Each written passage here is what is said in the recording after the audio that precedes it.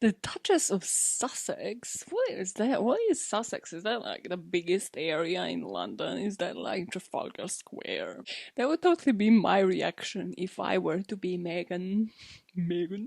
That would totally be my reaction if I were in Meghan's shoes, which luckily I'm not, because Jesus, the pressure. I'd like to have the ability to chill. But yeah, I would definitely be questioning that title. And right now, I'm going to explain to you why Meghan did get the title of the Duchess of Sussex and how did that all come about. Because after researching royal family for about 3 episodes now, I was like, wait, but where does this come from? It must be like some old customs that people truly shouldn't really be doing in 21st centuries, but there still are.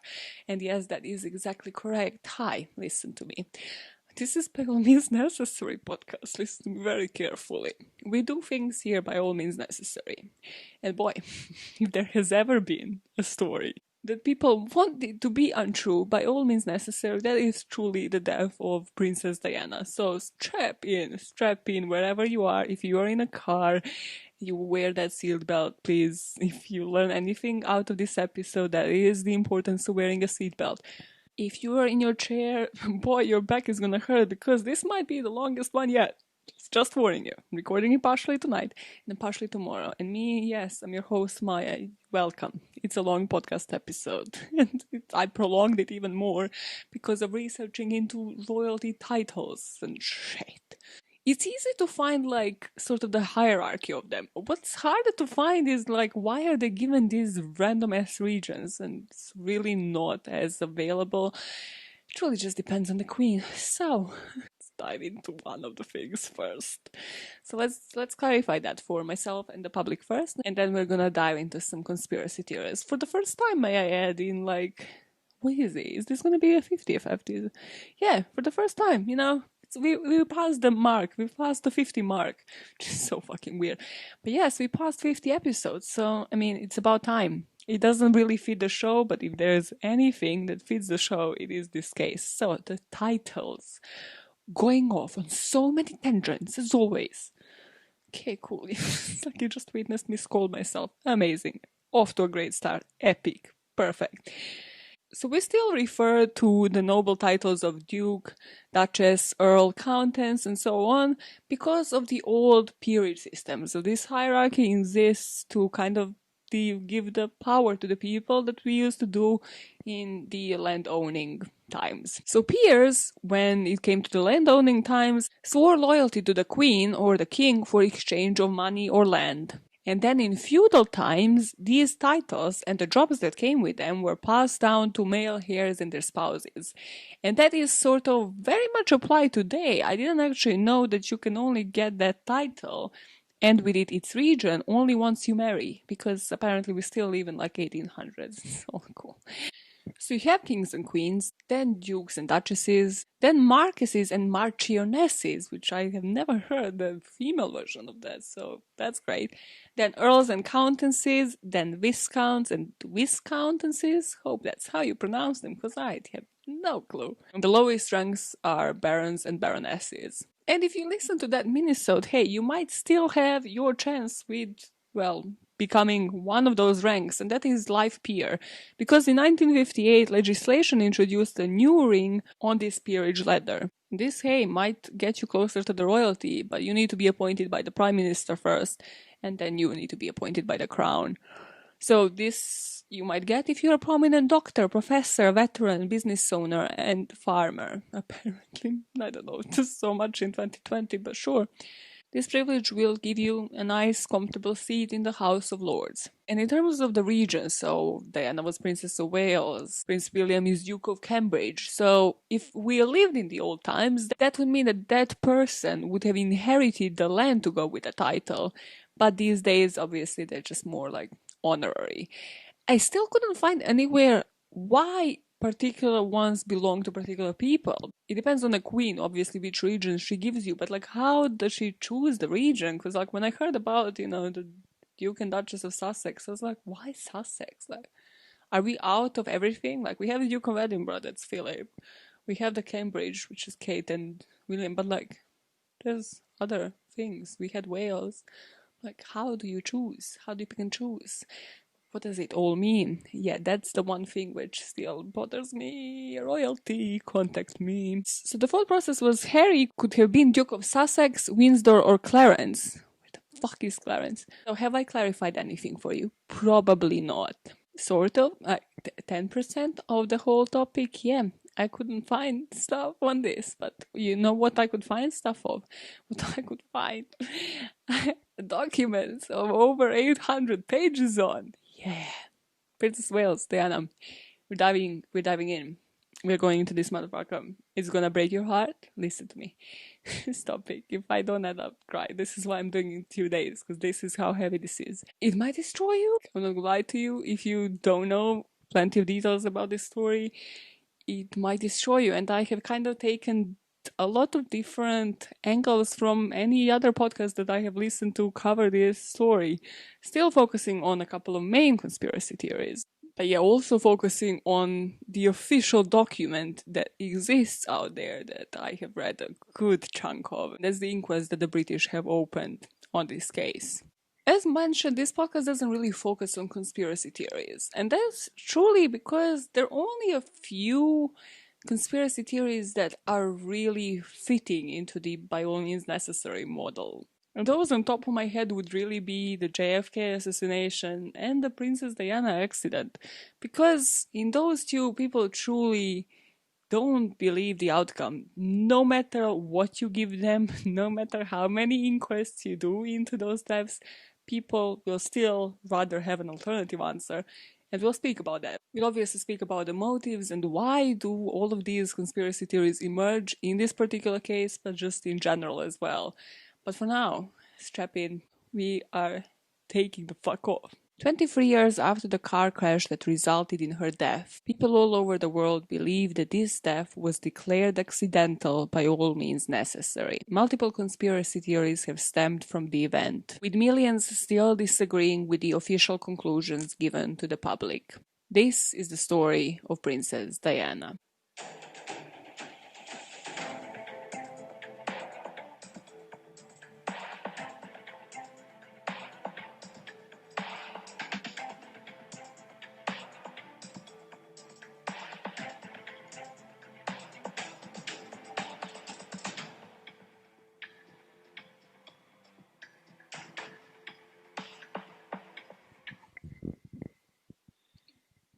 Okay. Okay. Always throws me off balance. Always throws me off a balance. Okay. We are kicking it off with the accident that took place in Paris on August 31st, 1997. Just a note, I'm not doing the usual putting you into the shoes of people, mostly in this story because I'm not a complete psychopath, because 3 out of 4 people have died in the crash. And the fourth one doesn't have the memory of the last couple of minutes of the crash. So, yeah, I'm not gonna do that to anybody for you to visualize it from somebody else's perspective. It's just narration of the story today. We are picking up from the moment in Princess Diana's life when she was already dating Dodi Fayed in 1997. At this moment, she was already divorced from Prince Charles, and she was kind of building her own legacy separate from the royal family. So in 1997, her and Dodi Fayed, his dad owns Harrods, so yeah, they're rich. They were traveling south of France, where obviously paparazzi got onto it, started following them immediately, and then followed them all the way from the south of France to Paris. So Dodi had this idea that they should go to Paris for like at least one day, sort of just again to, well, see Paris, but also to avert the paparazzi. But he has kind of spotted them at the Ritz, like where they were dining, and had this idea of kind of like going through a back door, jumping into the car, and taking like a different route to a hotel where they were staying. So Diana, Dodi, Henry Paul, or, well, okay, pronounce that in French, Henri or something, who was the driver, and her bodyguard, Travis Rees-Jones, all went out the back exit to avoid the paparazzi and went into the car. So all of them went into this Mercedes and were going for the hotel. I'll break down like every single one of these pathways later. But let's just say they were going through a tunnel, through this Alma underpass, taking a route to the hotel where they were staying. What we know next is that this Mercedes crashed directly into the 13th pillar in this tunnel, that it spun around and came completely crashed. The car was destroyed, if you see any of these pictures, but was facing the complete opposite direction than the one that they were going towards. Now these paparazzi that were actually following them on the motorbikes, one of them ends up calling the ambulance, calling the police, and once they arrive, they pronounce Henry and Dodi Al-Fayed dead on the scene. Diana was still alive, but she was barely conscious, and then they transported her to the hospital as well as her bodyguard. Again here, just as I mentioned, giving you the rough outline of events. Princess of Wales and Dodi Fayed were sent to England later that day.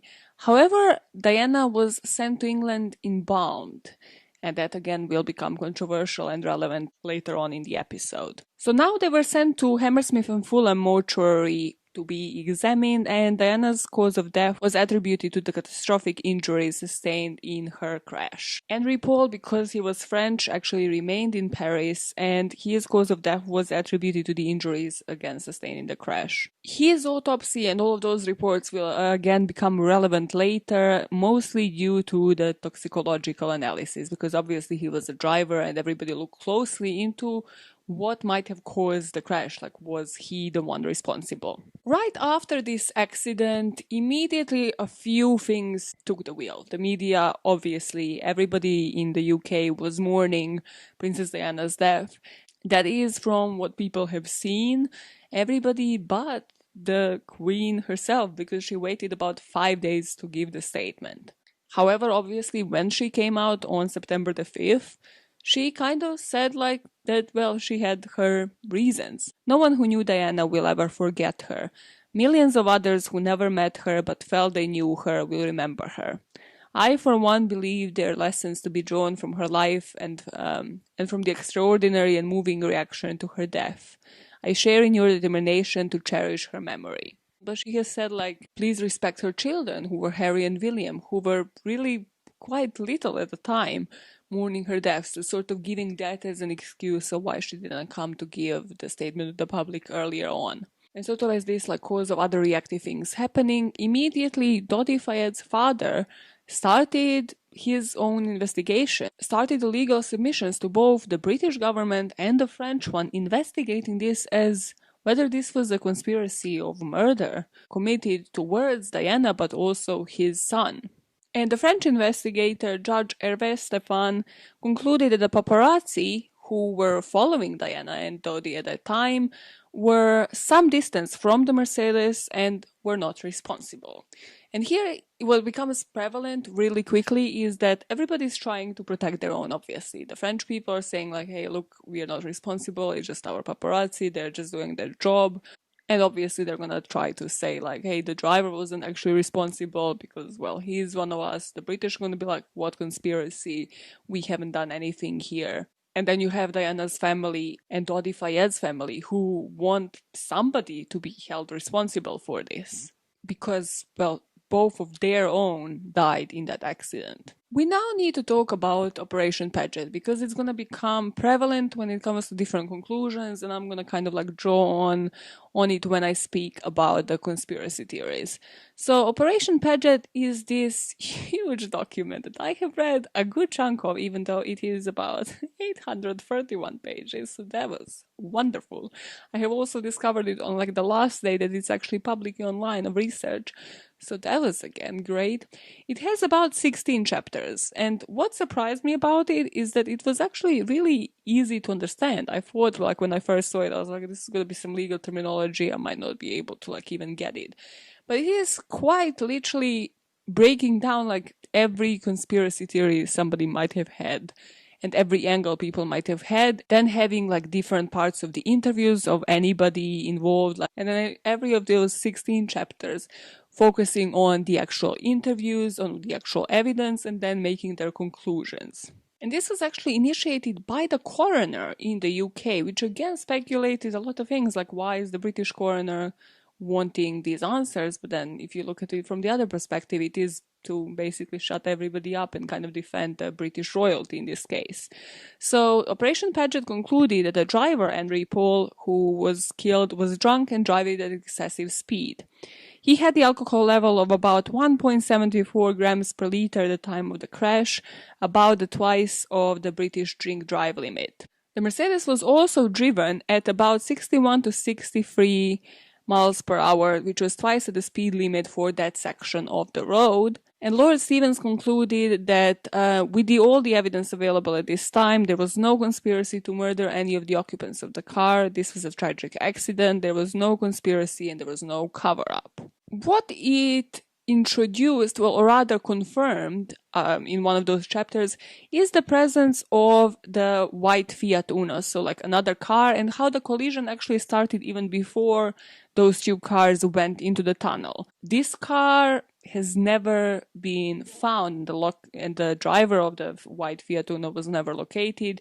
It's more like what they found on the car, so like more like paint of the white Fiat Uno. So Operation Paget concluded that the driver, Henry Paul, saw this Fiat Uno approaching and therefore thought he needs to take action. But by the time the Mercedes approached the 13th pillar, the result was inevitable and the Mercedes would collide into the pillar, as in they couldn't avoid this car, whoever was driving it. So the main points to take from the Operation Paget, even though I'm going to come through different parts that correspond to different theories, is that there was no establishment of conspiracy specifically by MI6 to murder Diana, Princess of Wales, that the forensics on the princess' blood showed no trace of pregnancy hormones. There's about 45 pages that I skimmed through, which kind of gave some evidence that maybe Dottie was planning to propose, but preliminary suggested that, well, she wasn't really intending to marry him and he might have only bought the ring but still didn't resize him, and there was no planning he was gonna propose then and there. However, what Operation Paget still left unanswered is about a million questions. And I'm not sure if I mentioned, but the report came out in 2006. So, some of those questions. Who was driving the Fiat Uno? Where the hell is this driver? Why don't we have the full CCTV reconstruction of events? There was never 100% confirmation of what happened to Henry Paul's blood samples, which again allowed for ton of speculations. And his blood samples varied from the first time that they were taken to the second time that they have been taken. Again, what caused a ton of speculations was Dodi Fayed about to propose? Was there an actual physical ring? So many witnesses. Literally, whoever wanted to give a witness statement during this time was just kept giving the chance. It's yep, have it. Have 831 pages to fill. Take it, take the wheel. Another thing that I will not focus as much, but a lot of people take this angle when they're looking at particularly conspiracies around her death, and that is that Diana's butler, Poor Burrell, actually said that she wrote a letter. Well, apparently she wrote a letter kind of predicting her own death, which is eerie in itself. It's just when I say that I don't think I'm gonna live a long life and everybody's stop it, what are you saying? I'm but I really can't. I cannot even visualize myself at the age of 60. I just can't. And I'm fine with it. Listen, I'm fine. I hope it's not this morbid and painful and you don't have 20 conspiracy theories. I also hope it's not death by a scooter, but sure. So the butler said that she actually also wrote him a letter claiming that Prince Charles might be actually planning an accident in her car so that he could marry sooner. And he said the princess did name a woman in her note, and it wasn't Camilla Parker Bowles, who Charles was already having an affair throughout the whole marriage with Diana, and who now he had an sort of open pathway towards.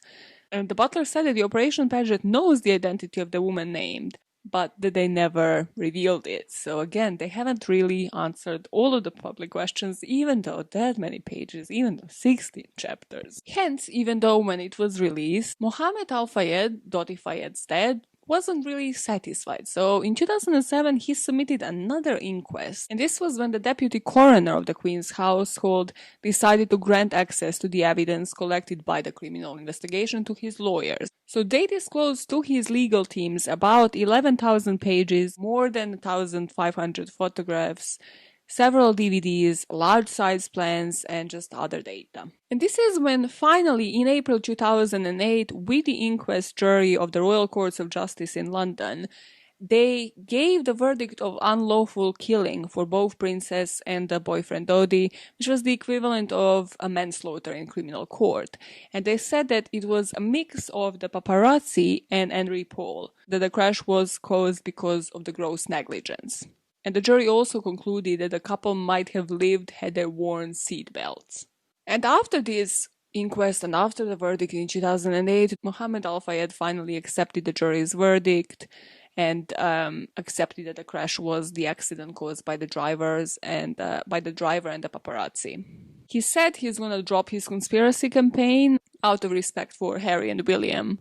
He said, quote, "I'm leaving the rest for God to get my revenge, but I'm not doing anything anymore," end quote, which again to me sounds like he still isn't buying it, but finally there's somebody to blame. And that is a lot of people's opinions, to be honest. So I put in the next slide, my personal opinion is that they had to find a scapegoat. And as we have all watched, again another generalization, as we have all watched How to Get Away with Murder or just Scandal or like anything else, but mostly How to Get Away with Murder, it's easy to blame a dead man, isn't it? First of all, the number one rule is never blame yourself. Like, duh, that would be dumb. Like, you'd be in prison, even if you are part of a conspiracy to murder somebody.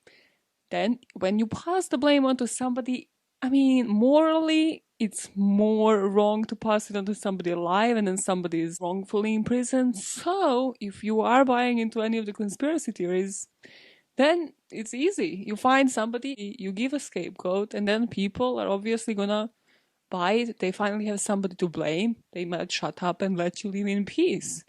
And you just move on with your life, and that dead man will haunt you. Trust me on that. Trust me on that.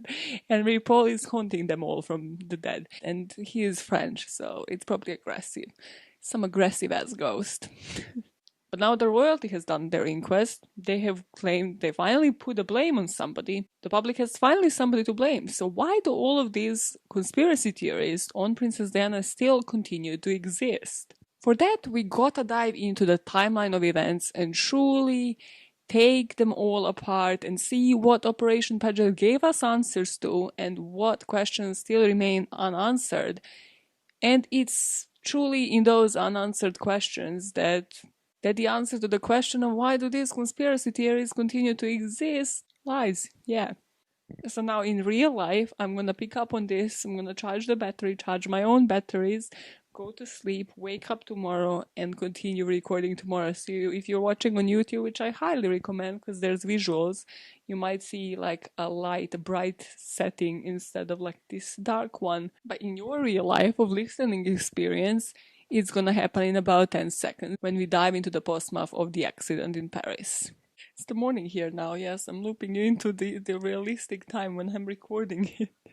And the best paradox out of all of that is that I have just had the citizenship ceremonies. I'm gonna actually get the British passport and everything by, not by the time this is released, but like January, or knowing the fucking COVID stuff, maybe even February. But hey, I just thought that I was on brand with this story. Somebody just really didn't feed the royal family, and here I am telling you about royalty the whole month while becoming a British citizenship. Yes, so much respect to the Majesty. Okay, first conspiracy. Before going into discussing the postmath of the accident, let's go in sequence here and discuss, well, where the conspiracy is really started. And that is before the accident, because of the lack of CCTV images. So everybody criticized the French for this, like, why? Why do we have just eyewitness testimonies here?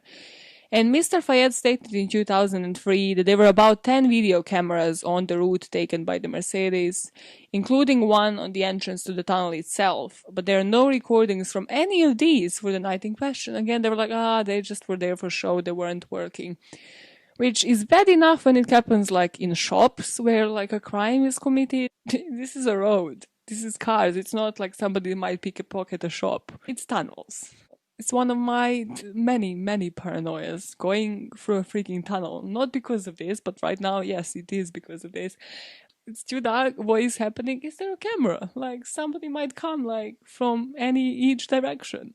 The Independent also stated in 2006 that there were more than 14 CCTV cameras, but none recorded footage of fatal collision.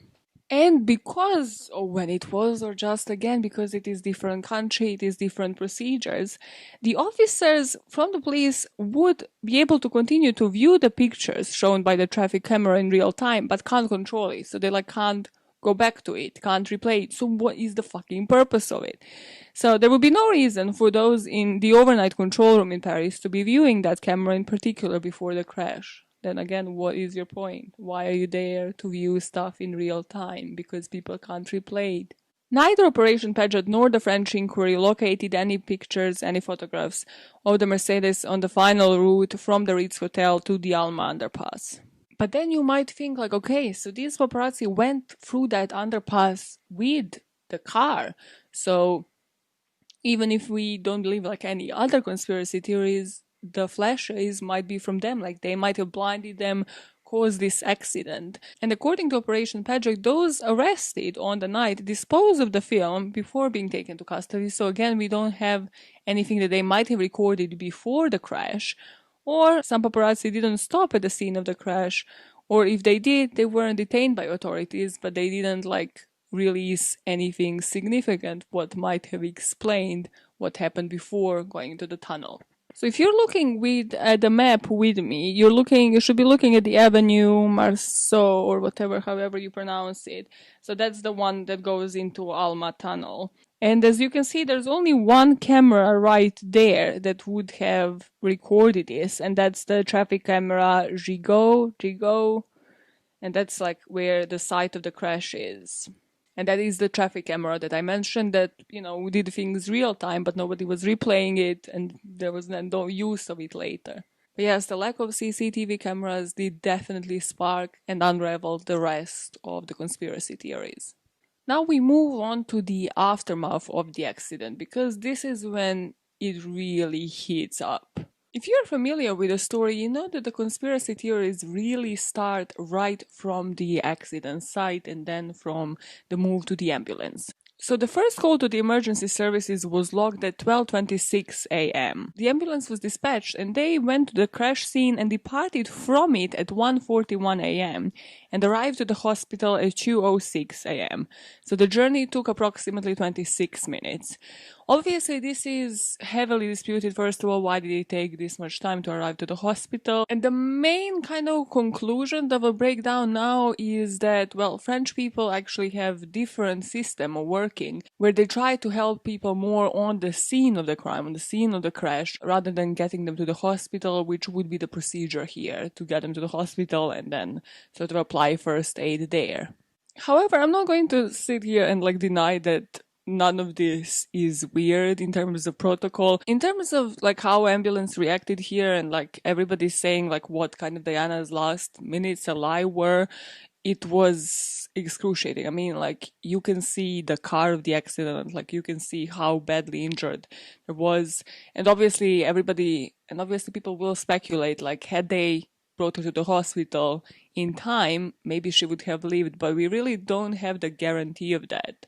But as I mentioned, there are a couple of things that they will never be able to account for due to the lack of CCTV, due to the actual lack of monitoring of what was happening every single minute. The point I'm driving at is that I wouldn't like this kind of treatment Diana got in general during the aftermath of this accident for myself, let alone for royalty.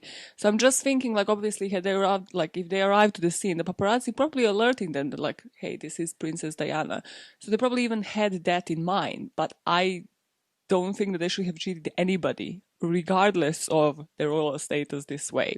So this journey of 26 minutes included a stop at the Gare d'Austerlitz ordered by Dr. Martino because of the drop of the blood pressure of Princess Wales and the necessity to deal with it.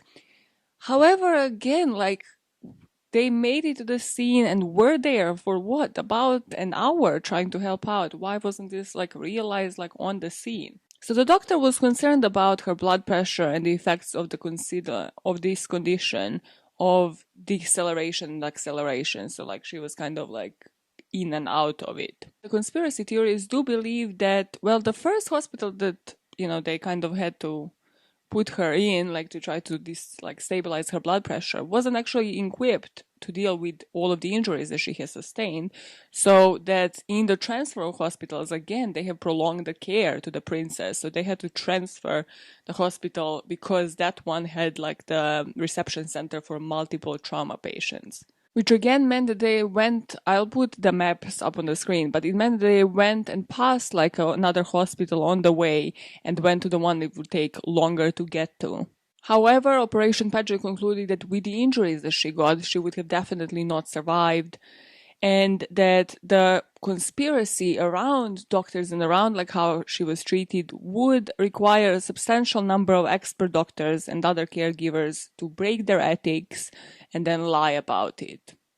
Which I get that there is like multiple things, but not out of the realm of possible, because again, in any field, everybody's gonna stick out for themselves. Like right now, you, as I have probably listened to 2 seasons of Dr. Death, probably understand that people do, and then they don't report something, say something, because it is a doctor, it is a nurse. Like, why would you question somebody who studied for like 10 years and has the respect of the society, if nothing else? Operation Paget also concluded that she immediately underwent emergency treatment and surgery. They pronounced her dead at 4 in the morning. That the procedures that have been followed are applicable to the normal French working practices, that the SMMU, the hospital, was supplied with fully qualified doctors as part of their emergency response team. So again, no fault falls on any of those doctors, or like, I want to say auxiliaries. What is the word? First aid.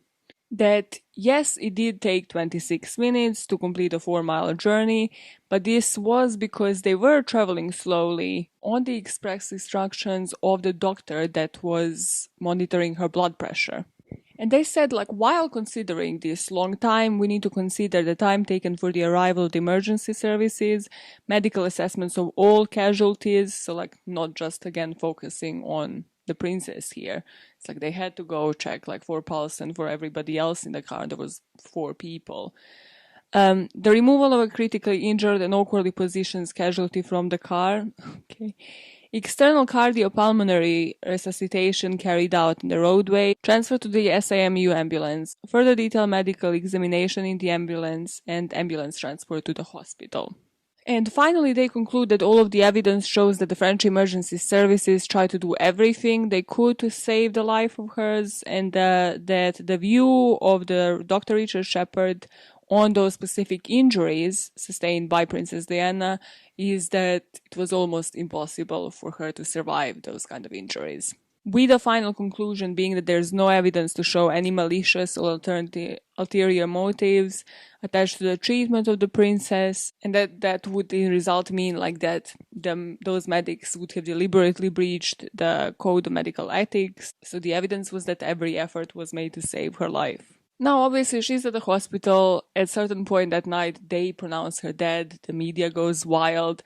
This second conspiracy theory about it, if I was to buy any of them, this would be it. Because this one I just find way too fishy. And again, if this was me and somebody was to do this to like my body and then just ship me out, I would want my family to be pissed. I would want my family to investigate the shit out of this. I'm of course talking about the embalming of Princess Diana's body, which a lot of people aren't really familiar with, but this is the conspiracy theory about whether or not she was pregnant with Dodi Fayed, and whether or not the royals therefore wanted to cover it up. So this was one of the main premises for the motives of alleged murder by the royal family, because obviously Dodi Fayed was Muslim. They might not have wanted their ex-daughter-in-law, the Princess of Wales, who still had connections to the royalty, was still very much popular, and not just that, but had 2 sons that had a claim to the throne, so they didn't want anybody out of their family to have a stepdad that's Muslim. So when she made it to the hospital, her body was stored in an empty room adjacent to the emergency room where she had been treated at the Petit Salpêtrière hospital, something like that. And this is because the mortuary was on the other side of the hospital grounds and some distance away, so they preserved her with dry ice and air conditioning units that were placed in the room to keep it cool, but appeared to have little success. So the body that was already kind of destroyed by this accident now, well, was even less preserved here, so it was decomposing quickly, hence why they had to embalm it. This is what I'm telling you. It doesn't matter that this is even royalty. Like, I wouldn't want this kind of treatment even for myself, and definitely not even close to any royalty ever or will be. And that this blood was obviously found to have no trace of hormones associated with pregnancy. The important thing here, and the one that I didn't know, is that she was actually sent to the UK like on the same day, because the accident happened around midnight. So later that same day, which is wild for me, that they have embalmed her, like pronounced her dead, embalmed her within less than a day, and have already managed to like dispatch her back home. And that's the part that I just don't understand. Apparently why they said that they have embalmed her is obviously because she is royalty. They have finally clearly realized that. So they have to make her representable for the royals. It just sounds kind of shady on both parts. But then once she made it to the coroner of the Queen's household, Dr. John Burton, in the Fulham mortuary, he personally examined her womb and found her not to be pregnant. This is one of the first chapters, but okay, so how this first chapter goes, it interviews shit ton of people with regards to the ring and whether Dodi Al-Fayed was trying to propose. And then that's about like 45 pages of just people giving interviews. Whoever wanted to like put their dime in there, put their 5 cents in, could. And then there's about like 4 or 5 pages just being like, well, she didn't have like HGB, she didn't have this in her system, which I understand from, again, the laboratory point of view, right? It's like, okay, cool, this is easy to confirm. We tested her blood, then we examined her womb. She therefore wasn't pregnant. However, it's kind of like in comparison, and exactly because it follows one another, you kind of see that it just fades in comparison, because obviously it's like 45 pages of this, then like 5 pages of that, and then it's like a conclusion. You're like, but okay, so why didn't we commit as much here? Yes, I understand there's lab results. And then they interviewed like Diana's friends who said like, no, she's still taking like contraceptive, she's taking the pill, she doesn't want to be pregnant. However, like it's very easy to start off. It's like even reading the document that covers the official inquest to start thinking, well, why is one thing committed to like interviewing 30 people? And then the other thing is like, oh no, her friend said this, these are the results. Goodbye, case closed. So for me, this is the one where royals really try to tackle it first and sort of try to get it out of the way and then just move on to other theories. And it was sort of brushed off as if it was ridiculous enough to even be considered as a theory. Or was it? What people don't focus enough on is obviously how much paperwork had to be done even during that one day. And that's, I think, if honestly any conspiracy theorist who wants to like really propulse and like make this theory this is the thing that they should be focusing on, because it just sounds like they were on it, they were rushing. Like, I don't know if this is like their general procedure even to this date or was back in the day, but it just looked like they couldn't get rid of this body sooner enough. It just genuinely looks like, nope, cool, we're at the hospital now, embalm her, now sign this paperwork, cool, we can embalm, cool, now let's transport her back home. It just sounded like, bruh, like, what is the rush, considering that, well, you didn't take that kind of rush to save her in the first place. So under French law, paperwork is required to be completed before undertaking the embalming, and that paperwork was completed, but only after the embalming has been carried out. So then they were, that kind of sounds like a cover-up. Like, what do you mean? If you need to sign off for somebody to be embalmed, but then you sign off after they have been embalmed, sounds kind of, smells fishy. And in thinking about pregnancy, they didn't give her like any urine tests, and that is because, again, it isn't standard to give deceased women pregnancy tests, so this wasn't like something unusual for the French.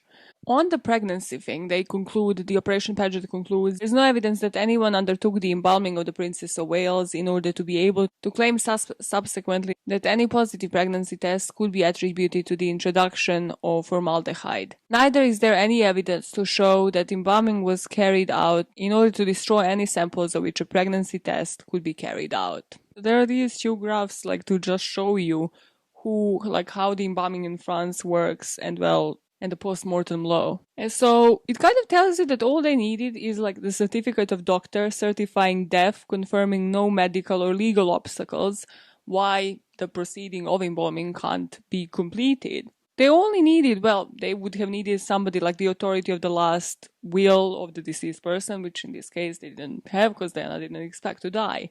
Or the person that is there to organize the arrangements, which again, there wasn't like a member of her family. So all they had to go on was the authority of public prosecutor or the examining magistrate to put everything into action. And the second graph shows that in the cases of the car crash, well, no statutory obligation on public prosecutor, examining magistrate order a post-mortem examination for drivers or passengers. So again, they just said like, we have basically done everything we could. We have taken her bloods, like it wouldn't be regular procedure to do any other test to like confirm pregnancy. You know, it wasn't that kind of crime. It was a car crash, hence why we have signed off on this. To which I'm saying you don't have to call bullshit on this to understand that this is just a bit too French. I understand French are all about like, you know, fashion and looking presentable, but then you're not putting enough time. Like, there's no proportionate reason of timing in any of this. You know, the timing, like, so she was put in a room, she was preserved by dry ice and shit, like, for her body to be preserved. Then they realized, like, okay, actually this doesn't work. So we need to embalm her to make her presentable. So she needs to look pretty.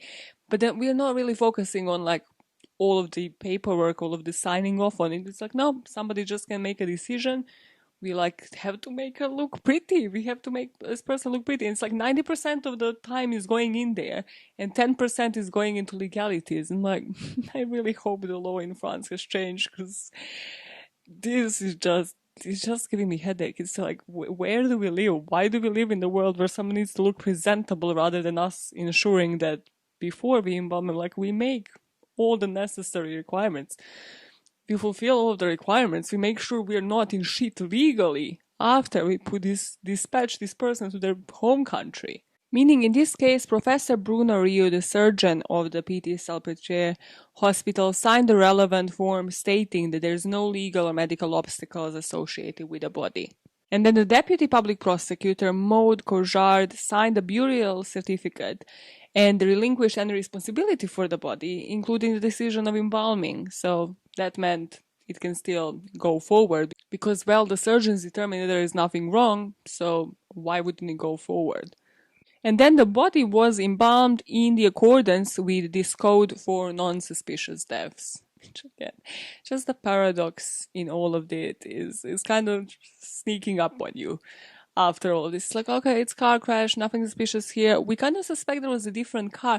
We didn't allow for enough time for us to investigate that though, so, and we gotta transport this woman and make it look pretty for her home country, so let's do it.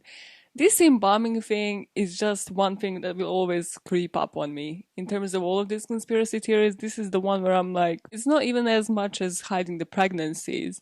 It's more of like, just how they dealt with it, how like speedily this was done. I was like, okay, this does sound like, you know, how to get away with murder plot, where everybody's in on it and it's just like, it's the cause and effect. It's like one domino falls over and then like everything else is put in action and it's just about how speedily you act on it. And what I find absurd, okay, I found this in only one source and I didn't see it on the Operation Paget, so I'm not like 100% sure this is correct, but if it is, A, it wouldn't surprise me, and B, it is just dawning.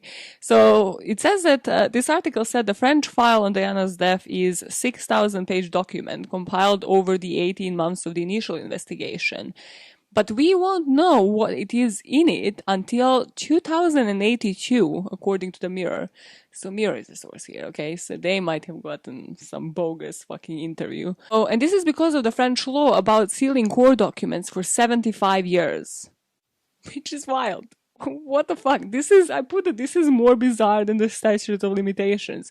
Also, I'm sorry, but like, if the royalty of a country can't overrule this, who can? That's why I'm suspicious, like, is this correct? Is this not? Ahead of the 2008 inquest, it was even reported that the file had gone missing, so we don't know even if it's still around, if it ever fucking existed in the first place. And I'm thinking that, yes, this is the Mirror article, so the correctness of it might not be there. However, can anybody find me French documents of the equivalent for the Operation Paget or 2008 inquest on what they have done? Because they have conducted investigations. Is that in French? Why is it not translated in English if it is? Why don't we have like every single thing? Because yes, I'm putting in this video like the pictures of the maps or, you know, these graphs and like the sequence of events that happens when it comes to embalming, etc. However, there's not like full translation of the events that there should be if what they're saying is enough. Like if they have this 6,000 page document, or if just like the recap of that day, give me those 24 hours. What have you been doing? How have you been following procedures in accordance to law? It's kind of like the Operation Paget, but in French, about the sequence of events. The rush was also justified because Diana's two sisters and Prince Charles were scheduled to view the body later that afternoon. So again, on the same day, before people brought it to the United Kingdom.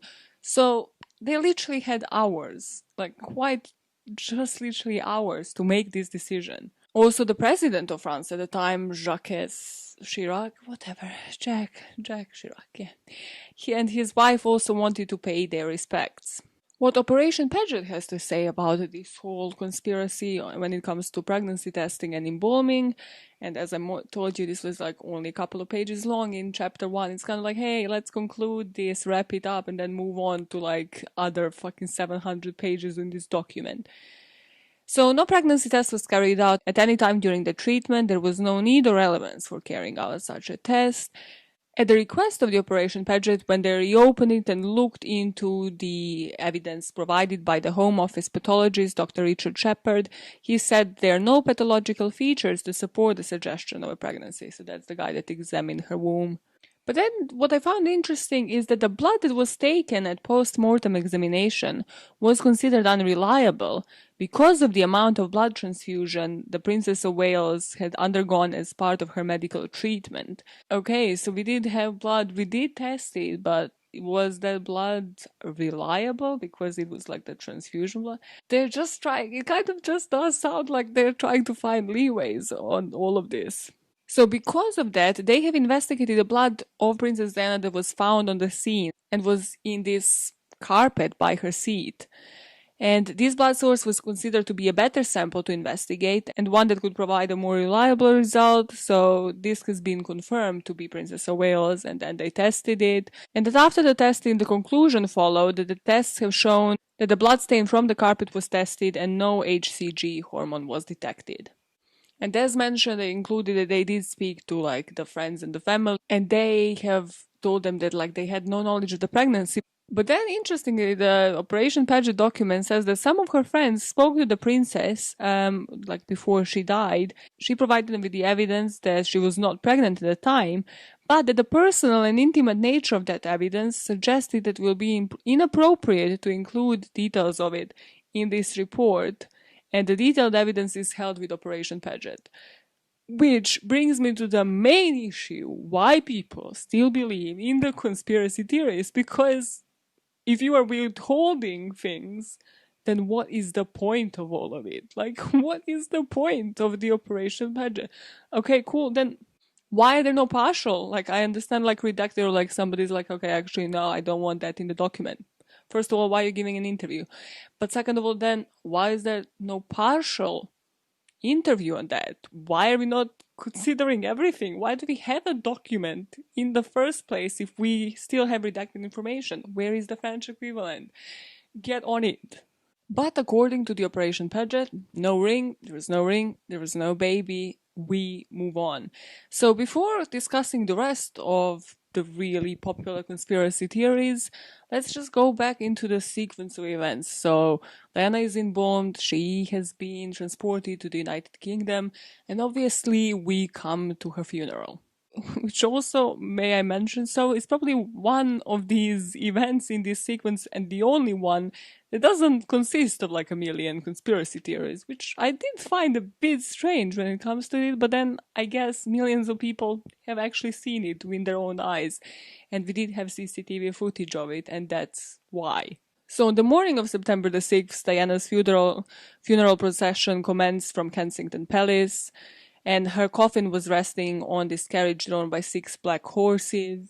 And this is, if you watch any documentary like on this event, heartbreaking on so many levels, but mostly because 15-year-old William and 12-year-old Harry were joining the stretch, and it kind of just looked like, I mean, I guess, like, yes, you do have to be there, and like, yes, millions will still be looking at you, whether it is from the screens or whether they were present for it, but just nobody really cared about the mental health of those boys. Like, paparazzi were still as in their face as they were to their mother.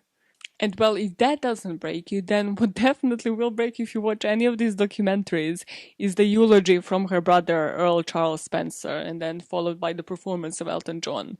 Like, her brother's words at the funeral just always, like, will stick to me. Like, I had a couple of meltdowns while researching this week.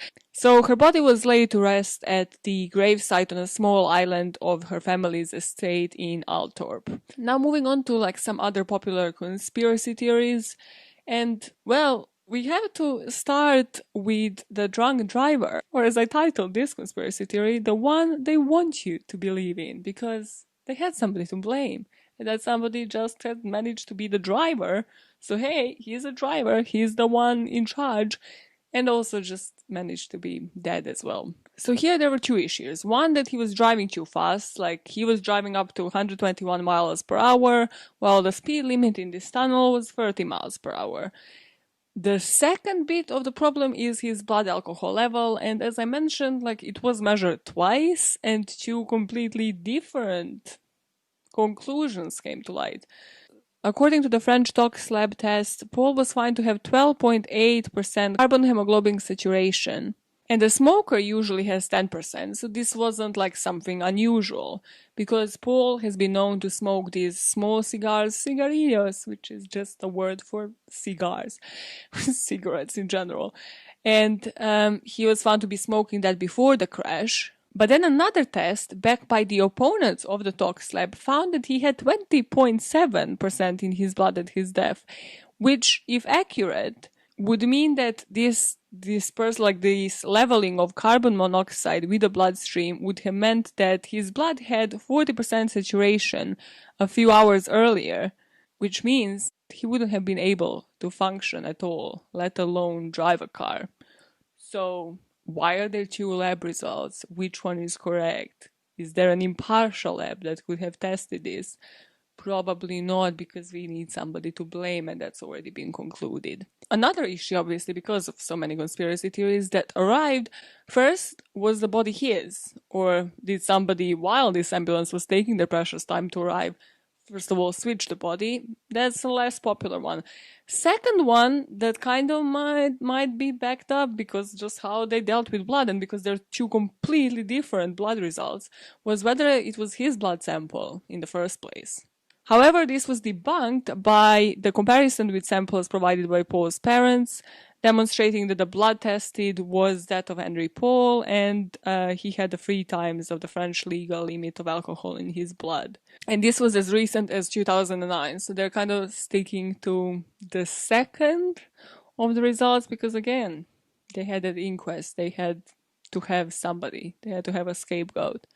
What I found interesting here when it comes to Henry Paul is the Operation Paget spin of events. They did include the alcohol consumption, what was he tested for, so which included urine, stomach contents. However, they have also concluded that the driver was actually taking and treating in a way his alcohol dependency. According to them, he had the results of carbohydrate deficient transferrin test, if it means anything to anybody thinking about this chemically, that said that he had moderate chronic alcoholism for at least a week. And his doctor stated that he has prescribed Henry Paul with 2 drugs associated with treatment of alcohol dependency. One was Aotal, used exclusively in the treatment of alcohol dependency, and the second one was thiapride or neuroleptic, that's also used for dependency of alcohol, just any alcohol-related issues. And they also concluded that, well, Henry Paul wasn't really supposed to be working that night. Like, when he was at the Ritz at 7 p.m., he believed he finished for the day, so he went and had a couple of drinks, but people have reported he only had like 2 recards, so like only kind of 2 units of alcohol. But he was informed by the security officer at around 10 p.m., so 3 hours later, of the couple's unexpected return to the Ritz Hotel, and he made his way back to work immediately. So from one end, it's like, yeah, we don't blame him for drinking because he wasn't expecting to be working. But then on the other end, we have like, hey, we blame him for the death of 4 people though, because he was somehow driving like so much above the speed limit and he also had this much alcohol in the system. It's very much hypocritical in a way. And also what we will never have answers to is, why wasn't there anybody else? Like, why was he the one who had to drive that evening if he was sort of let go of? Like, who brought that decision? Why was that decision not, like, reconsidered later? Like, listen, every decision matters, okay? And then the conspiracy theory doesn't really fit anywhere, but it kind of fits everywhere. So let's mention it by talking about Henry Paul. And that was that a lot of people, including doctors and the bodyguard that was the only survivor, had mentioned that there is a greater chance of survival for Diana and everybody else in that car had they been wearing a seatbelt. And none of them, except from the only survivor, the bodyguard, has been wearing it. Princess Diana was apparently religious about it. Like, she was seen in every single picture you see her, like in cars, she would be the one wearing a seatbelt. So how come that on this evening, suddenly nobody in the car and herself would be wearing one? And Dr. Richard Shepard, Britain's top forensic pathologist, concluded that she had like a quite specific injury, and that was this tiny, badly placed tear in the vein of her lung. And that this was so rare, he said, in his career, he doesn't believe he has seen another one of those. And had she been restrained, she would probably have appeared in public 2 days later with a black eye, perhaps a bit breathless from the fractured ribs and with a broken arm in a sling. End quote. So that's a fucking bummer. I mean, if anything makes you want to wear a seatbelt, even though it just looks ridiculous, this is the story. This is the story, does it? It's like, yeah, she would have had minor injuries. Which again, they did have to work on her bodyguard for quite some time. But then I guess maybe he was trying to shield her and she was in a better position in like the back seat. So I don't think that she would have just had minor injuries because that car was destroyed. But yes, maybe she would have survived. The next conspiracy theory, and the one that people love, is that MI6 was involved. And not just MI6, but this is okay. There's a Serbian conspiracy theory in so many depths, especially here in the UK, actually. Jill Dando, you know, the BBC journalist, yeah, they had like a conspiracy theory that a Serb has killed her as well. And that is far-fetched, but this one is about like 100 times more far-fetched. So this guy, Richard Tomlinson, who was a former MI6 officer, alleged that he was monitoring Diana before her death, and he told the dad of Dodi Fayed that Paul, her driver, was an MI6 agent from his observations, and this death mirrored the plans he saw in the attempt of the assassination in 1992 of the ex-president of Serbia, Slobodan Milosevic, using the strobe light to blind his chauffeur. So his idea is that these paparazzi were there on purpose. They were there as planned, as agreed with the driver, and they were just flashing light on the motorbikes, hence why the car had to swerve. And his claims are partially supported by the route taken by the driver, because he didn't take like the straight route from the Ritz Hotel to the boyfriend's apartment that would be maybe the fastest one, but he took the one through the tunnel. So some people suspect that this was intentional, so that the driver was in on it, obviously. And not just that, but to ensure that that will happen, the actual route was blocked by the MI6. And then when the car was to enter the tunnel, the lights would flash, and that would blind the driver, so he would swerve and crash, and then the other vehicle that was supposed to just ensure that this is happening would just flee the scene. This was dispelled by the eyewitnesses on the scene because nobody could agree like how many motorcycles were there. Nobody could agree like how this car even looked like, how many drivers were in this other Fiat car. And during the inquest, Sir Richard Dearlove, the former head of MI6, confirmed that yes, this was his theory, but it was rejected. Operation Paget concluded that if the Mercedes was actually traveling at the speed indicated by these eyewitnesses who claim that they have seen the light, then it would not have been possible to make the right turn into the slip road. So basically its route and how it ended into that pillar wouldn't have been possible, judging by what people have claimed that they have seen. Operation Paget take on this is that in the presence of another vehicle, the Fiat Uno, for example, it would be necessary. Many arrangements and logistical details mentioned would need to form the part of the conspiracy to ensure that the Mercedes was in that right location, that right time.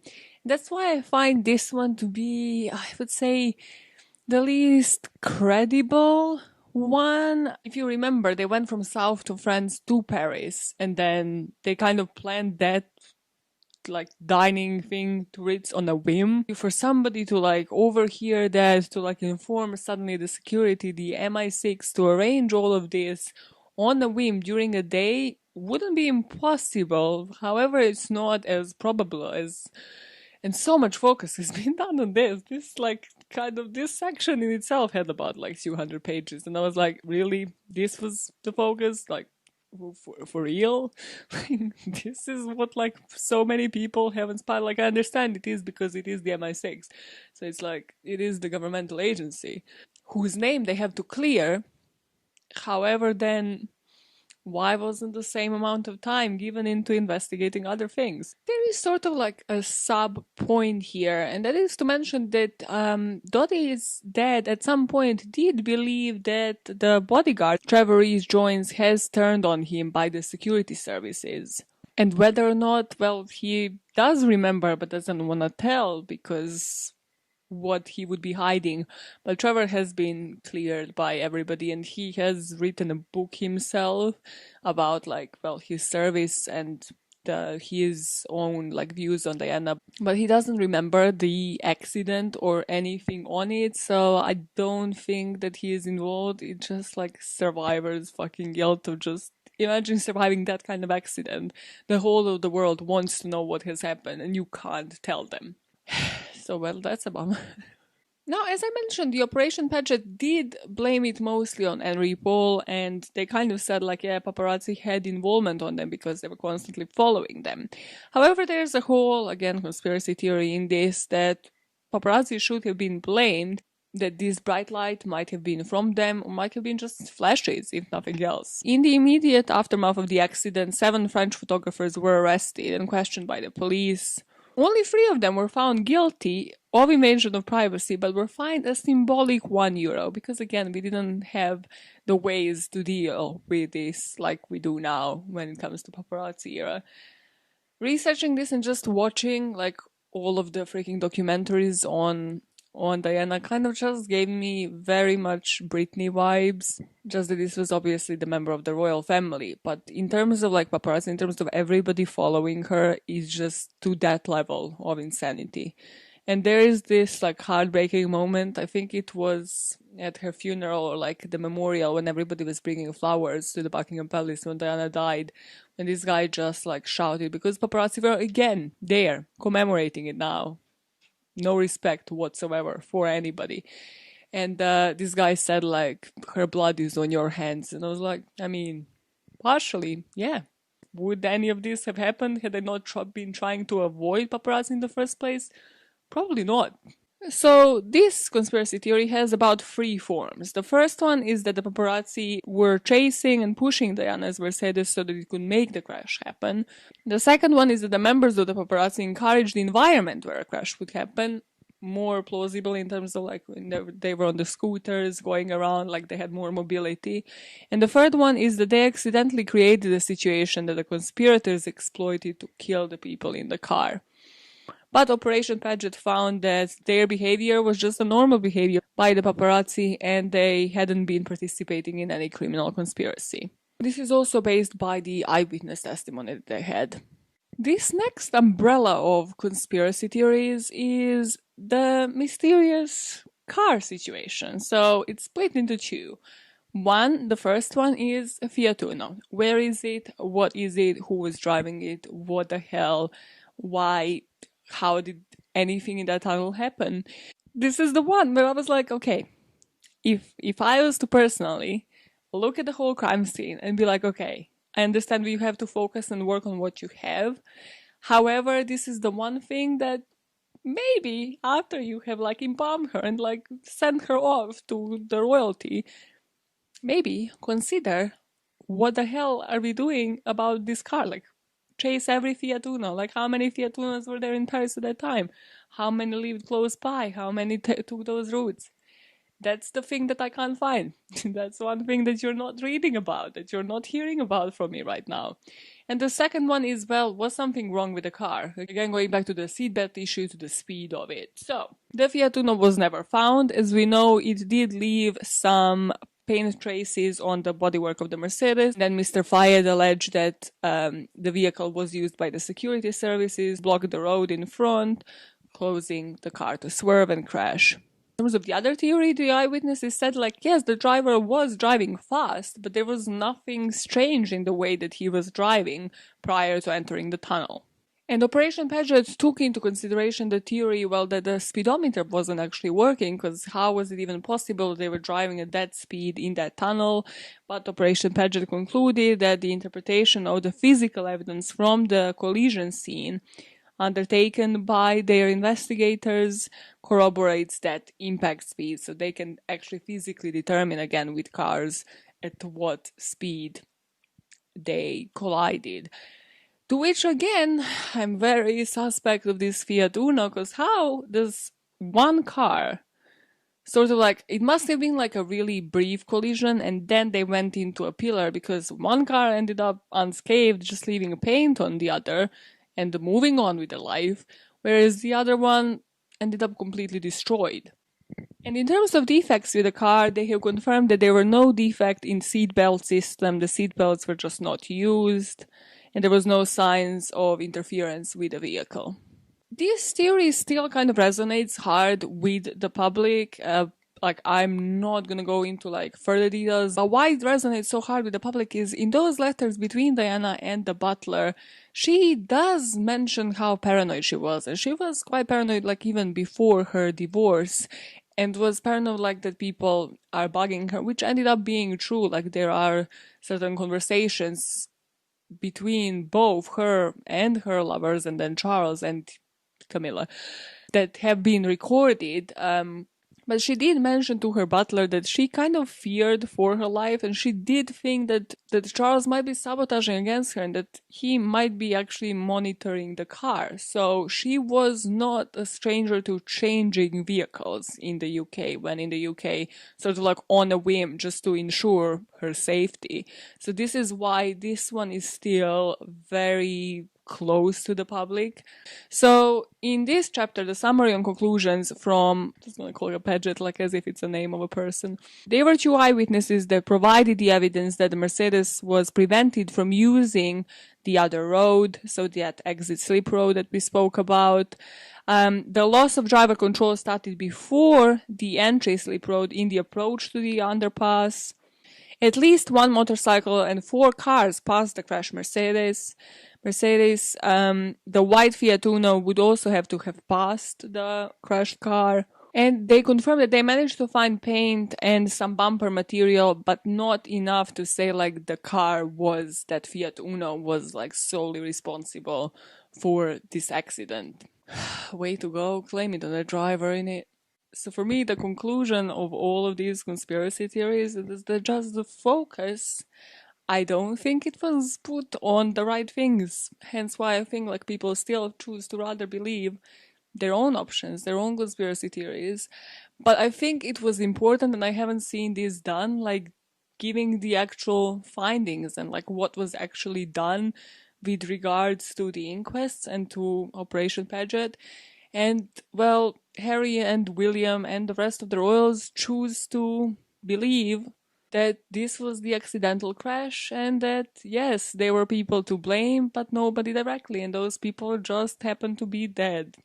And if you believe in any of these conspiracy theories, like, let me know which one really sticks with you.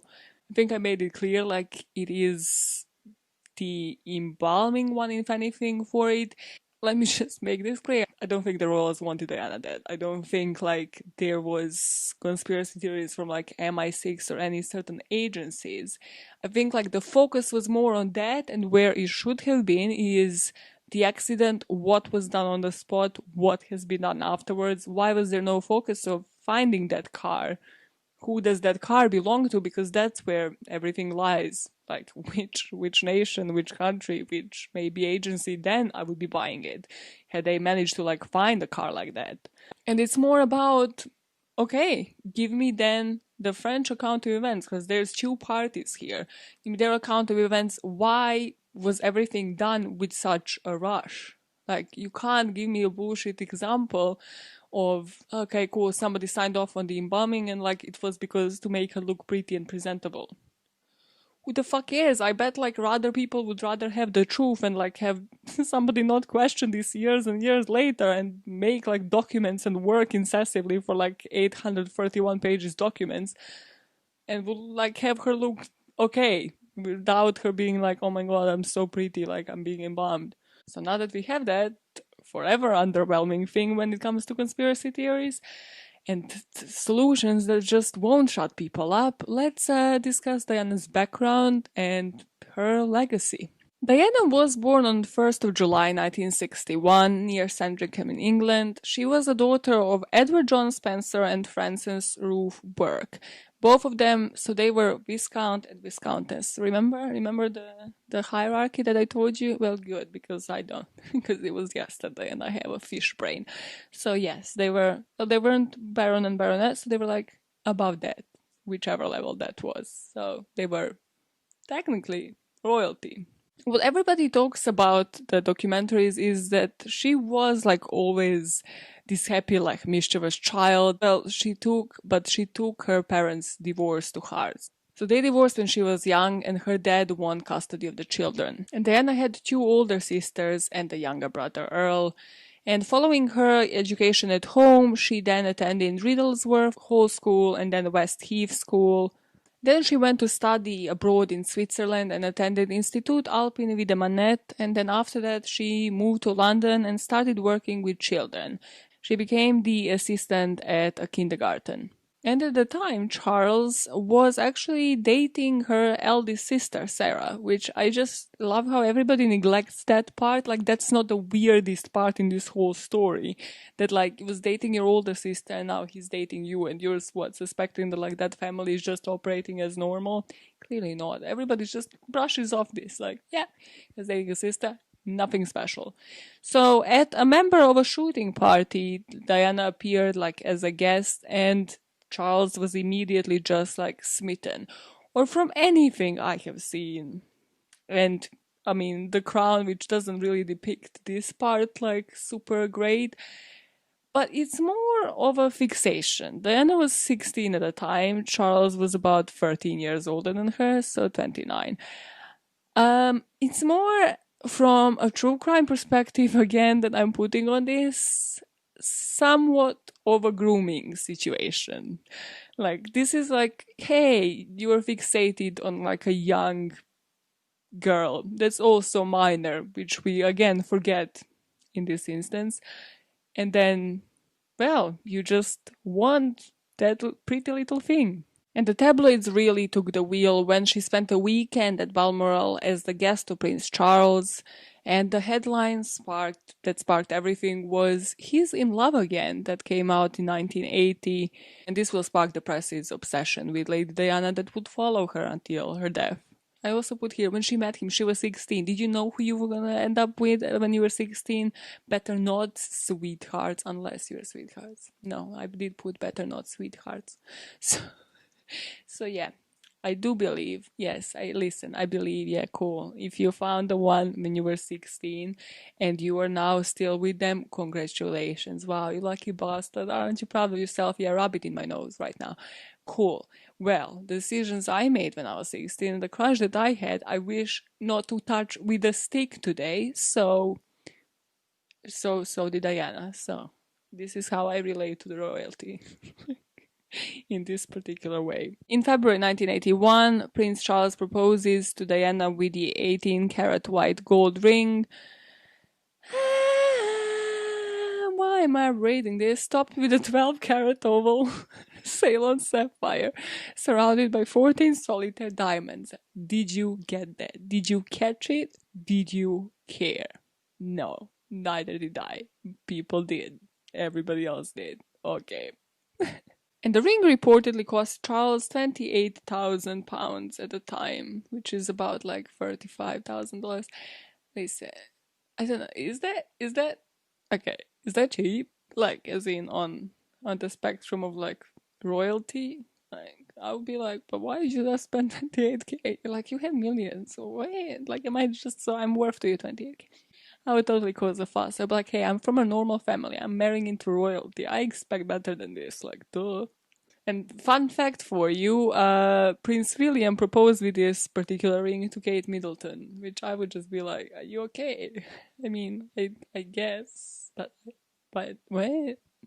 I mean, it was in one marriage before and that marriage didn't work out. I understand this if this is going from generation to generation. However, this marriage didn't work out. But sure, hey, listen, Duke and Duchess of Cambridge, you do you. You're probably the most stable couple in the family, let's be honest, to be honest. So yeah, you rock that ring. Everything goes around and comes around. So as I told you, she was to get a title, which in her case was Princess of Wales, when she married Prince Charles. And she did so on July 29th, 1981. Their wedding took place at St. Paul's Cathedral. If you watch like Diana in Her Own Words or like another Diana Chronicles or whatever it's called, which is in 2 parts on Netflix, like you will see everything from like the tabloid perspective, really, that documentary. Like the people have kept that wedding dress on the hush, like how many people watched it from all over the world. People were immediately like, hey, why does she not look like as happy as she should be? Why did they come separately but leaning together? All that. I mean, everybody knew why they were living together, because they had to consummate the marriage. That's why. Okay. Oh my god, Jesus. But this is when it becomes really sad, which I get. It's a wedding. They had about like almost 3,000 guests. They had 2,650 guests. The fuck.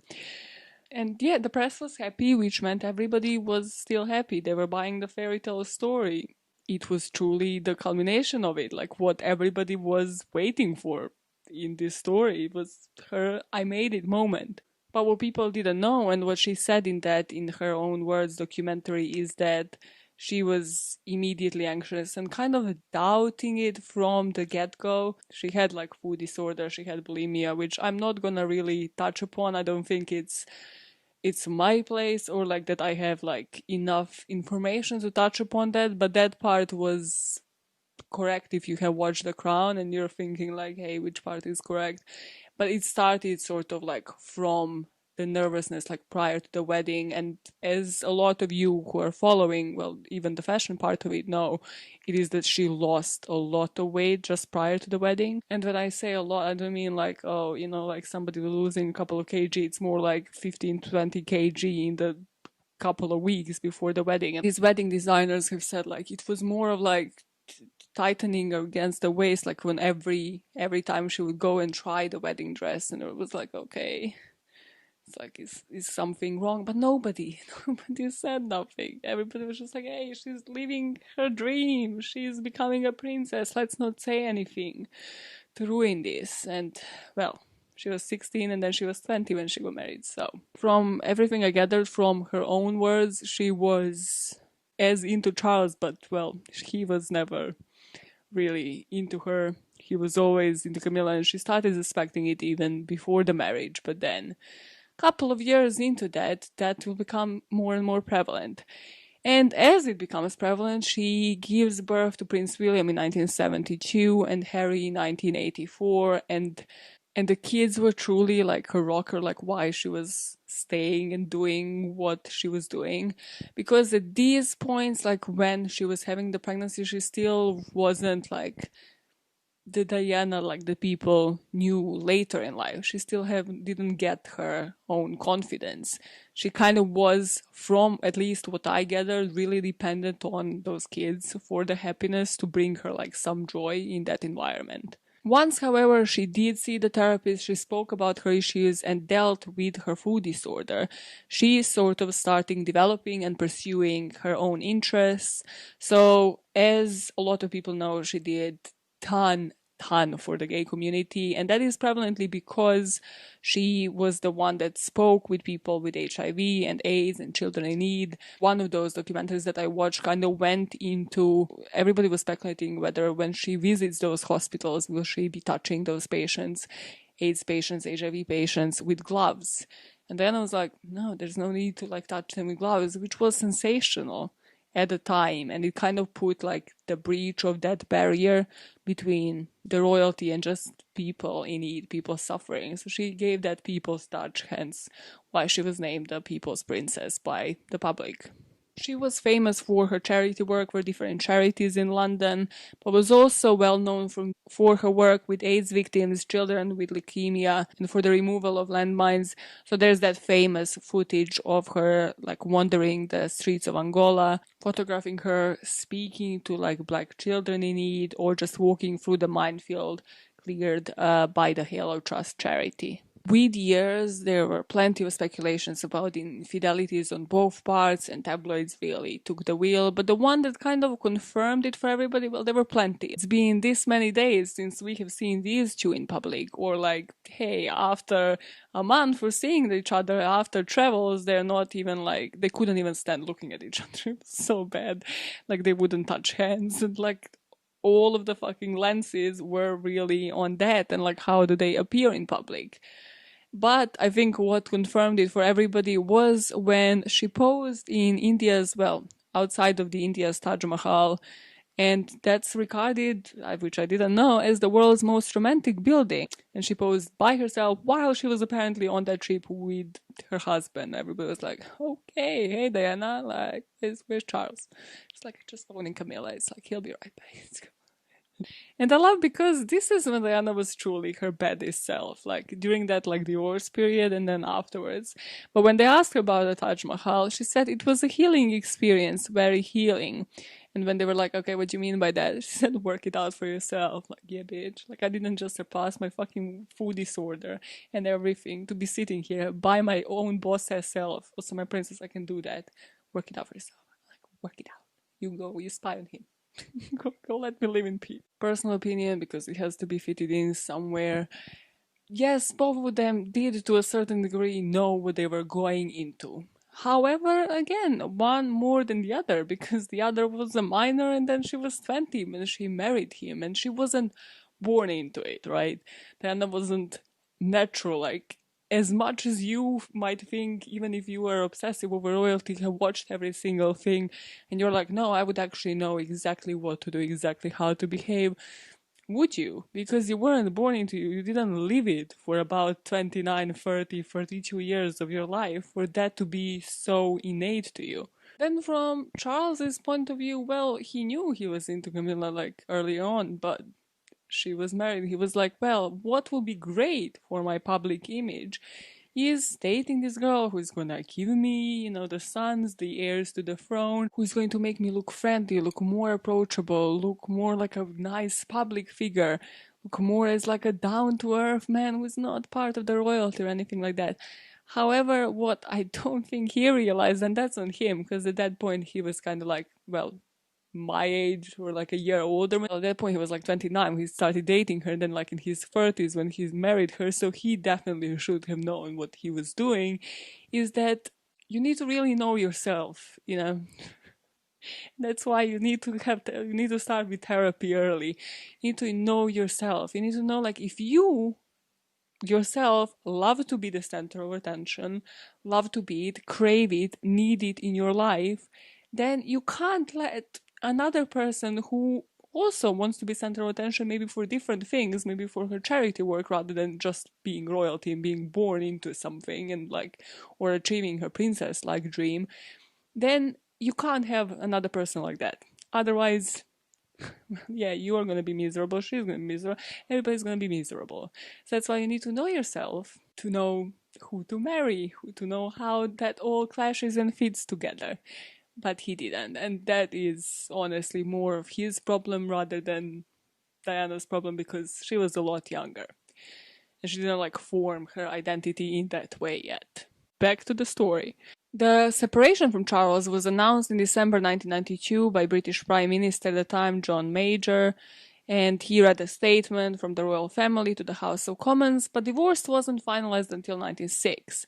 However, Diana was like her own person by that point, and she even, what I put as a point of no return, published her story with Andrew Morton. So she found this journalist who was also like a biographer, and she finally spoke about everything that she was living through, and this was quite like scandalous for the time. Well, even today it would be scandalous like if a member of a royal family would come out with something like this, but it was scandalous on like different levels because nobody spoke about, well, marital issues in the royal family. Nobody spoke about food disorders this way. And as divorce was finalizing, she would retain the Princess of Wales title and her apartments in Kensington Palace, but she agreed to give up Her Royal Highness title and any claim to the British throne. Which again, going back to like my opinion on this whole situation, I don't think that was her general motive, because I feel like we need to judge the postmouth of the actions. It's like, yes, she might have wanted her royal dream, she might have been infatuated by Charles, by the whole proposition like of going into royalty, but it's what she did with that, how she dealt with children, how she dealt with all the charity work, that really shows you what she was in there for in the first place. Whereas, well, what was Charles doing all that time?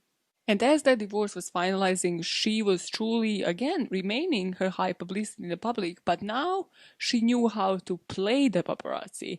Now she twisted it around, which I just love so much, because it's that fuck you moment. It's this when, like, Diana establishes her, like, fuck you side of her personality. That was like, yes, this is like a whole power estate in herself, and you shouldn't have underestimated that. You married her when she was 20 years of age, mate, because right now, Diana can kick your fucking ass. How do you ensure to serve the fuck you moment to your ex-husband?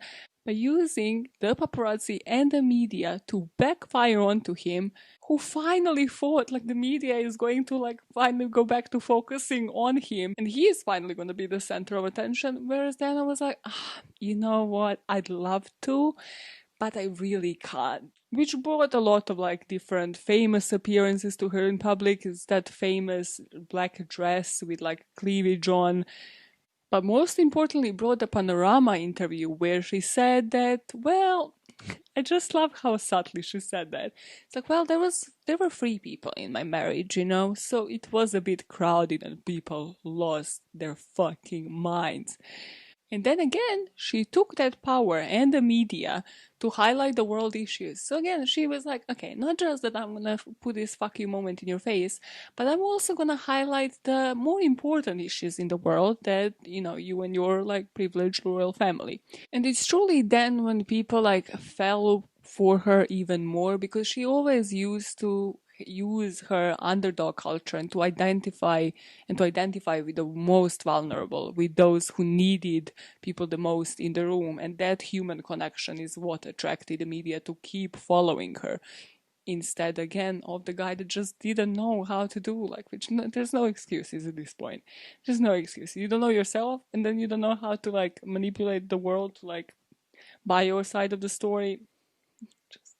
There's only one winner in here. I mean, yeah, nobody wins, but there's one winner in our eyes. And in 1997, the world again exploded because they spotted her with Dodi Fayed, who was the Egyptian film producer and kind of a playboy, and they spotted them on his yacht in the south of France. But reportedly, the 2 of them actually met 10 years before on a polo match when Fayed and Charles played on the opposing teams. So that, I mean, if there's so many ultimate fuck you moments, but yeah, this is therefore one of them. Her butler, Paul Burrell, reported that he saw this relationship more as a rebound, because after her breakup from Charles, Diana dated Hasnat Khan, who was a Pakistani heart surgeon, so that she was more serious about this, and this was kind of just like a rebound relationship, hence sparking like all of the conspiracy theories about like she wasn't planning to remarry in the first place and to get preggers this fast. I'd actually suggest watching Diana in her own words. It's not on Netflix any longer. I think they removed it like the 1st of December. I just watched it like in the nick of time for this research. But yeah, find it illegally on the hush hush. Don't tell them I told you so. Because it is actually like from her perspective, and like she kind of retells her story in the sequence of events, and it tells you that, well, that the Crown actually didn't portray it that badly, even though it was just like dramatized and kind of in poor taste, because they put like kind of an American like spin onto a British drama, which I was like, okay, sure. But it gives you her side of the story, and it's truly like immersive and like looking at it from like her POV rather than, looking at fucking spoiled ass Charles in The Crown. So, really should not be talking about the royalty this way, considering, getting a passport and all that. But her legacy continued obviously after her death, and in 2007, 10 years after her death, William and Harry honored their mother with a special concert that took place on what would have been her 46th birthday. And the proceeds went to charities that were supported by Diana, and then her sons continued supporting. William and his wife Kate remember Diana when they were naming her second child, which I was like, what? Because it's like, isn't her name Charlotte? But her name is Charlotte Elizabeth Diana, which again, don't. It's the last. No, I don't fully accept this, to be honest. Diana, Princess of Wales Memorial Fund was founded after her death to provide resources for palliative care, the end-of-life care, penal system, penal reform, asylum, and other issues. And in 2013, this fund was incorporated into the Royal Foundation of the Duke and Duchess of Cambridge and Prince Harry. Because Harry continued to speak about more and more about like mental health. Like out of the two, I think like he's definitely more like his mother consistently, in the attention-seeking way as well, but also in the more like sensitive way, in the way that he's not afraid to like exploit this vulnerable side. So he is the only one recently that actually kind of addressed like his mental health and how he was like suppressing it, and how long it took him to even talk about like his mother's death anywhere, and that what the two of them were living like during the funeral and just post that was like unacceptable, sort of like how the paparazzi were just in their face and how abysmal that all is. And now finally, after the longest thing, let's go on to the motives and what motivated this particular conspiracy, what fueled it, but what motivates in general conspiracies, and how does it all fit together. The number one motive I put here as a primary one is that we need to attribute something to a logical explanation. And then I put, remember the COVID conspiracy theories? Because when people start losing it, obviously it's like chaotic. And then you kind of need to attribute it to something. You need to like explain it in a way that your brain can comprehend it. And when you were not given answers, when, the Queen doesn't come out publicly for about 5 days to give a statement, nobody's telling you like, well, what actually happened, and you can't physically see it because again, there's no CCTV footage. You start like leaning towards the most probable conspiracy theories in your head. Conspiracy theories can also be fundamentally reassuring. And this is again why a lot of us are into true crime in the first place, because you comfort this ideological fantasy that proposes that someone somewhere is in control, no matter how malevolent they can be.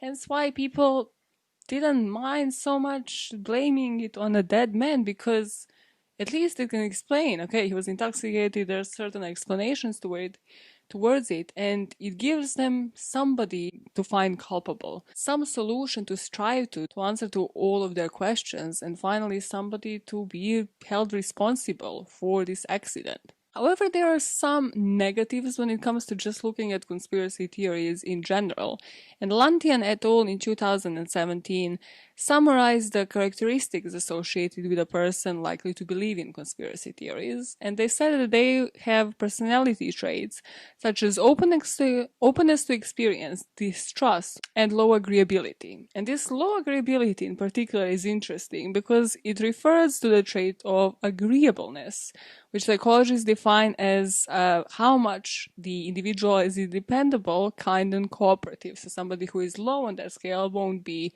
dependable, kind, or cooperative. They concluded that people with strong conspiracy beliefs are more likely to overestimate the likelihood of co-occurring events, to attribute intentionality where it's unlikely to exist, and to have lower levels of analytic thinking. To which, yes, I can agree with that. If you give me like, hey, COVID was started because somebody was bitten by a bat, and then you have nothing to support it. But that's exactly why I structured this episode the way that I structured it. And I have taken like Operation Paget and what they can answer to us, what they can't answer. And why not? Like, why is there a certain lack of CCTV footage? Why is there a certain lack of like evidence, certain things? So if you can actually give me a sequence of events, so I feel like it's all fine and dandy until you are a conspiracy theorist that can actually give me a sequence of events, can point out to the gaps, and then be like, this is why I believe in it. And then I'm like, okay, like, I understand. I don't think like there is something wrong with that. They further concluded that people who believe in conspiracy theories can feel special in a positive sense, because again, they may feel they are more informed than the others about different events in the room. And again, as somebody who Hermione Grangers a lot of situations in her life, if you have the knowledge, you give the knowledge, as long as it's not just like, oh, this is a random fact that I'm stating and I have nothing to support it. And this is interesting, and that's that people who feel powerless may also endorse conspiracy theories to help the individual avoid blame for the predicament. So this might have happened with Dodie's dad, for example, in those first instances when he blamed it on the family, but then later he was kind of satisfied with their findings. Putting those findings on conspiracy theories into context of Diana and like this particular case, I feel like we can get lost or fixated on one thing rather than like taking the facts or just focusing on the aftermath. There's a lot of things where the focus was 90% on one thing and like 10% on the other, like with the Fiat Uno, like with the CCTV footage, like with, well, is that security then to blame? Why the fuck is nobody monitoring that CCTV footage? So many things in like this investigation, so many things in this investigation where even, the Operation Paget or the inquests didn't fully 100% give the answers to. And honestly, I don't think that even if somebody was to do another inquest with like 831 pages, I don't think that the public would still be convinced, because at this point I feel like everybody's leaning towards their own conspiracy theory. And let me know which one you kind of buy, or if any, or are you satisfied with the findings from Operation Paget? Because you might be think like all of this is bullshit, or you might be satisfied because you feel like we should respect the wishes of the princes, of Harry and William, who decide to believe it and who decide to be satisfied by it. But yeah, I genuinely don't think like even if you would do like 10 inquests more, that the public will be fully satisfied. I think the public will only turn again if, which definitely should be done, the Parisian investigators and all of that are to actually reopen it, or to just publish all of their investigation at the time, translate it, publish it. And I mean, then again, something might be lost in translation. But I think that's the only way that the public might turn their eyes again to this and start maybe buying something more than the other, or buying the findings that Operation Paget concluded on. So, and that's the one thing we forget to focus on the aftermath, or what else can be done, and that is the Fiat Uno. Like, why have we never allocated that driver? And with the current technology, why can't we maybe connect even the paint to the car? There are still documents that can be released, that can be translated, that can then serve to the public to make decisions on those decisions that have been made in the past. And as much as I think that you will never fully eliminate all of the conspiracy theories out there on the internet, if they had the elaborate account, if they had the French side of the investigation, that they can then make a fuller picture in their head of what exactly has happened. Which, yes, might serve to feed a full-on new conspiracy theory, but then it might serve to shut us all up forever. But whatever conspiracy theory you believe in, whatever you might think of Diana's death, we should go back to the day of the accident and who she was on that day when she died. At her wedding, Diana was the first royal bride to omit the word obey from her wedding vows. And if only everyone listened to her from the beginning, Diana's story would not have come as a surprise to anyone. In the words of her brother, she was someone with natural nobility, who was classless and who proved in the last year that she needed no royal title to continue to generate her particular brand of magic. Keep making the world a better place, one motive at a time. And I should definitely keep doing that and also stop choosing the case as like the end of the month case. They destroy my soul and make me have 20 meltdowns when researching them. Yes, let's all follow in those footsteps.